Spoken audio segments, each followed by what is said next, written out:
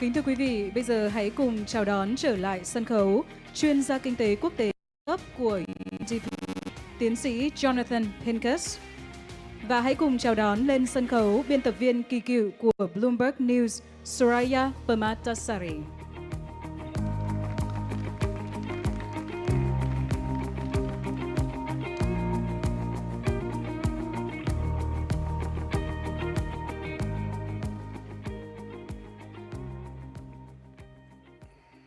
Thank you very much. Good morning, everyone. I am happy to be here, and I would like to thank the Beacon Media for having me. How are you, Jonathan? Well, very well, thank you. That's great. What a very insightful presentation that you had earlier, and also we had Tamara assessing the whole situation and its impact on Vietnam.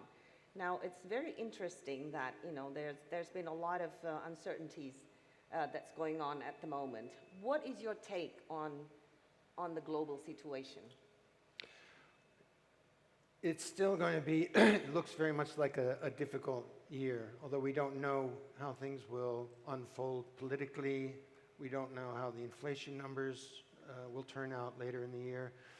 But with all of the conflict in the world, in the Middle East, in the Ukraine, it still does look like quite a difficult year.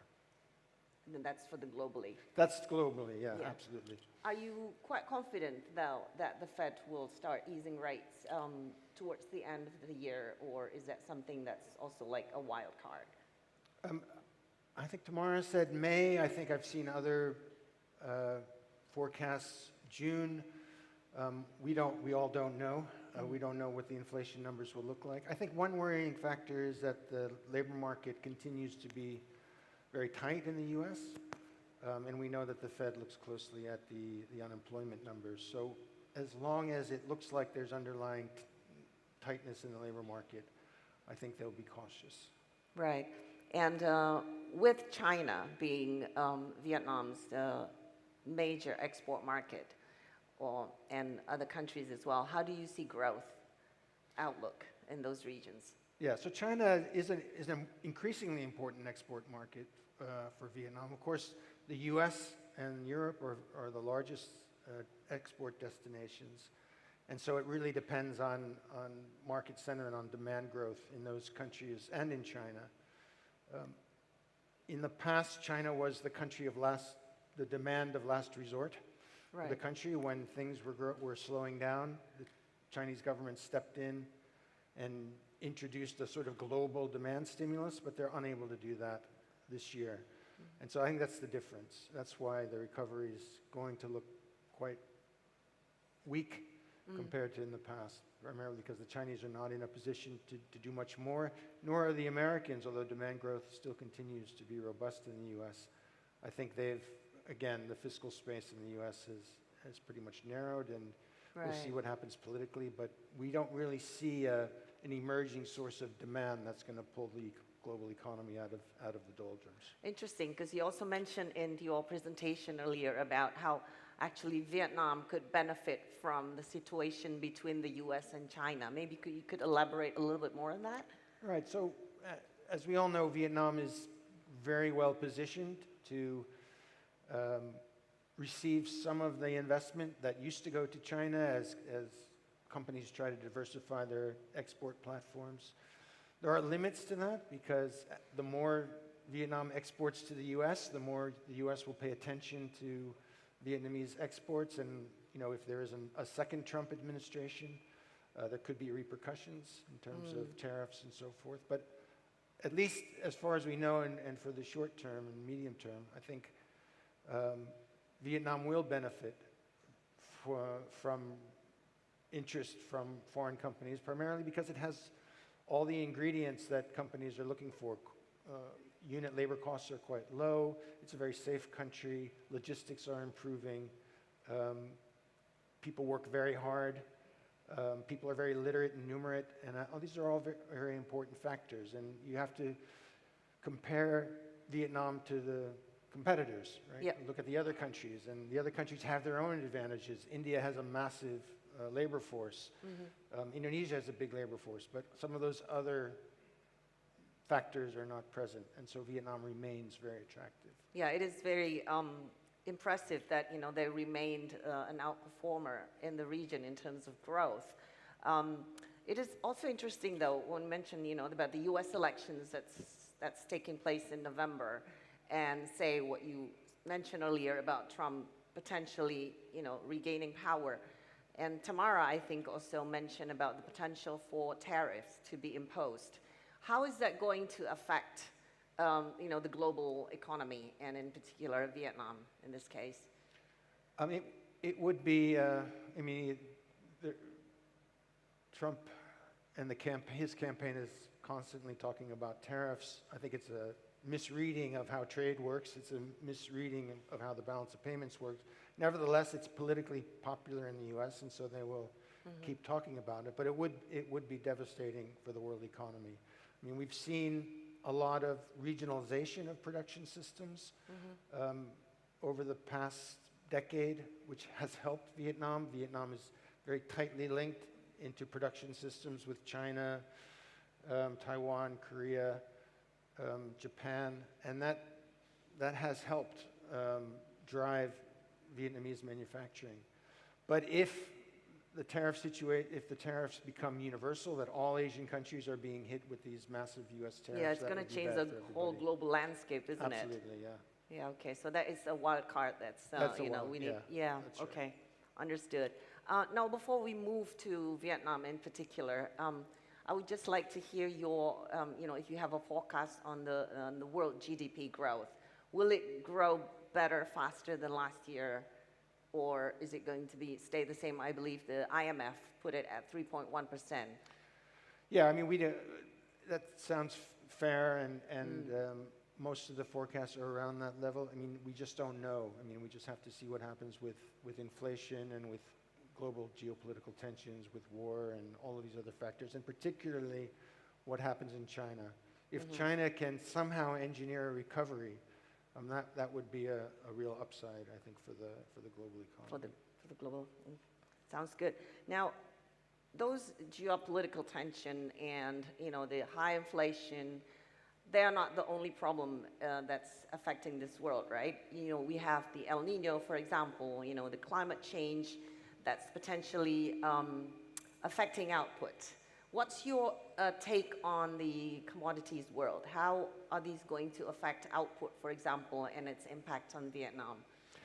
Well, Vietnam has benefited from higher food prices. Vietnam's a major agricultural producer, as you know, exporter.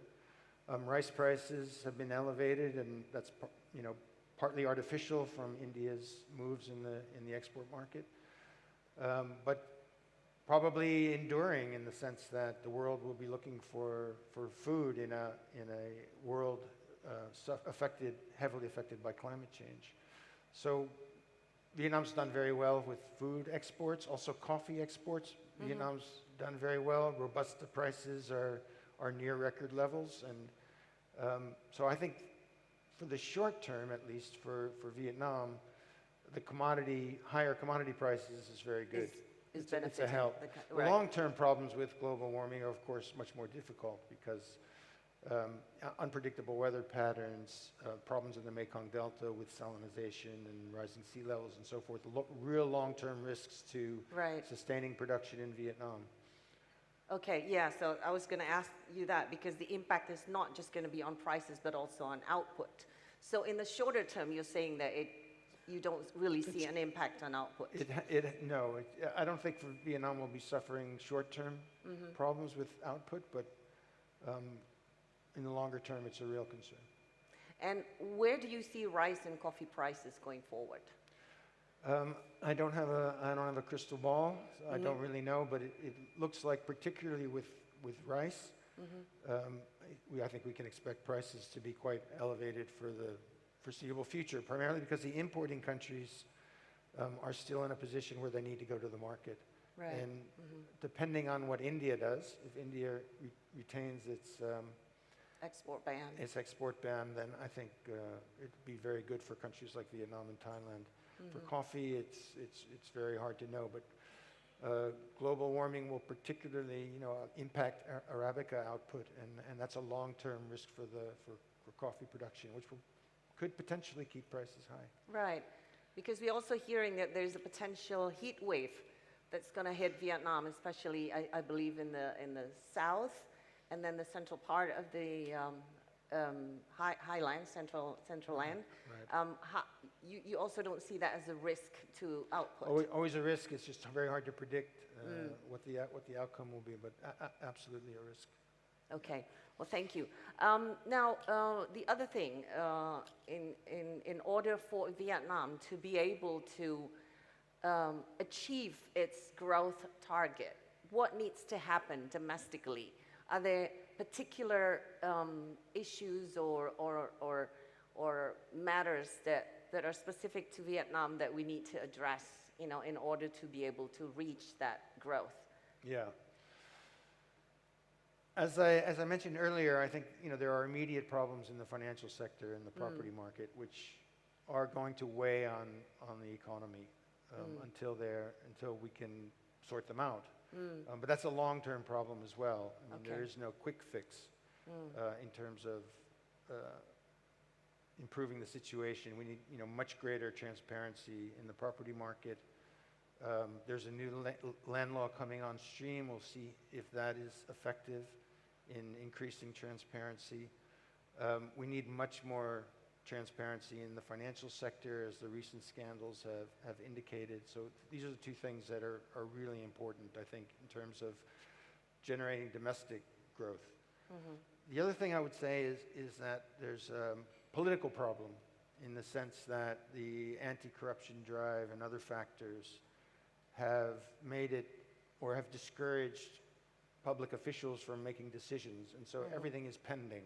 There's a lot of approvals that are pending, licenses that are pending. There's a lot of land deals that are pending. There's a lot of energy deals that are pending.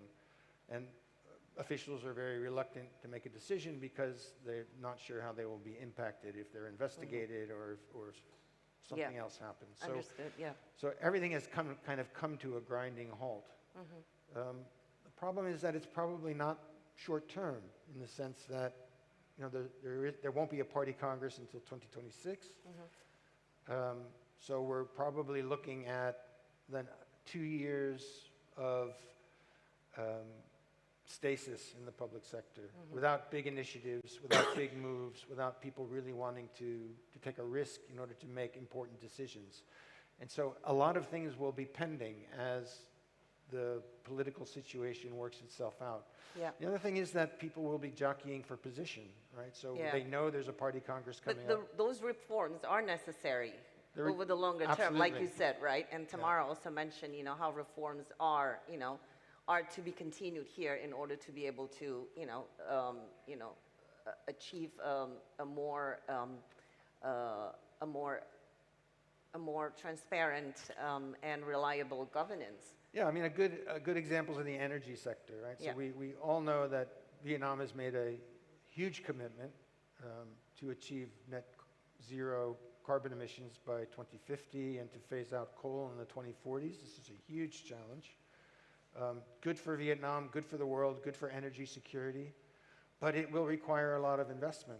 But we've seen now that a lot of these projects are not moving forward. They can't get approvals. It's either about land or it's about selling electricity. But you're saying the money is ready, so the money is ready to come in. It's just waiting for the right moment. Absolutely, foreign and domestic. There's a huge wall of capital that would like to invest in the energy sector. Vietnam is one of the most energy-intensive economies in the region. It's a manufacturing country. Needs a lot of energy. Energy growth has been exponential for the last 20 years.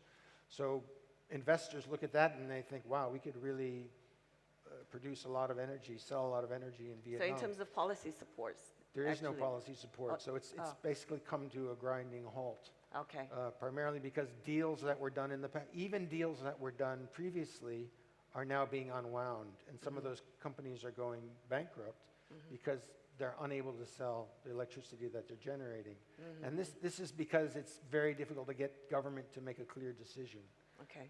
The policy is not clear, and because of that vagueness, it's very difficult for public officials to make a decision, and because of that, investors are very reluctant. So if you talk to investors in the energy sector, whether they're Vietnamese or they're foreign, I think their enthusiasm remains high, but they're all keeping their powder dry. They're not going to move until they see some movements on reform. And I think that goes for many sectors. It's not just energy, although that's probably the most important, but it goes for many sectors. I think it's also true of the financial sector. Yeah.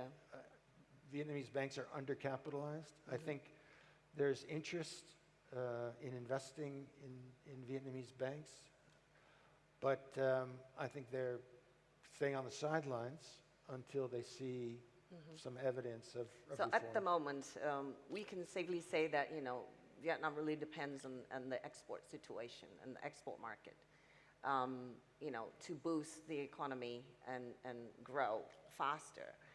So do you think there is a chance for the economy to actually hit 6% as what the government is thriving to achieve? I would say that, like, maybe not this year, probably next year? It would be a challenge to get 6% this year.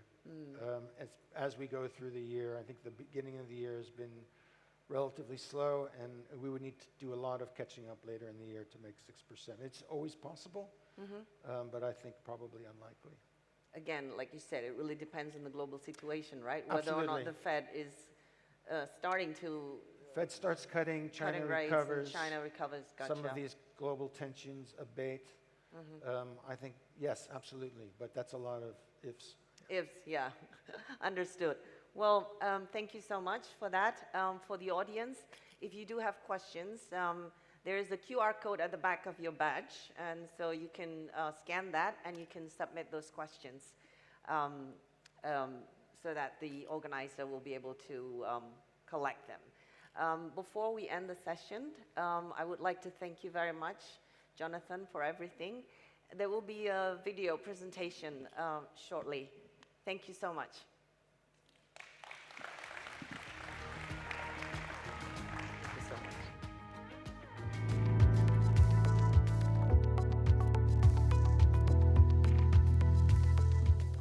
much. I'm still a believer that multilateralism is the only way we hold our world together. Multilateralism, hard as it may be, challenging as it may be, the need to find common cause is what keeps us going as a civil society. Do I believe it's hard? Yes. Journeys are fueled by hope, but realized by deeds. And deeds are what matter. What many people don't understand is that monetary policy works with a lag. So whatever we do now is going to have an impact in a few months and sometimes a year or two. And we have to take that in account to decide what we do, how long we hold, and what decision we make in due course. US poised for soft landing. Interest rates are probably going to start going down, I think, later in the year, but definitely in 2024. It is true that the world economy, and especially the US economy, has proven to be remarkably resilient. Three things that I'm watching carefully: wage bargainings, profit margins, energy prices, and hopefully not, but the coming back of supply bottlenecks. Those are four key components which could have a serious impact on the work that we're doing against inflation. But we have to be extremely attentive and anticipate, just as we do with inflation. We do scenarios. What if, what if, what if? Then what do we do? Because that's the real question.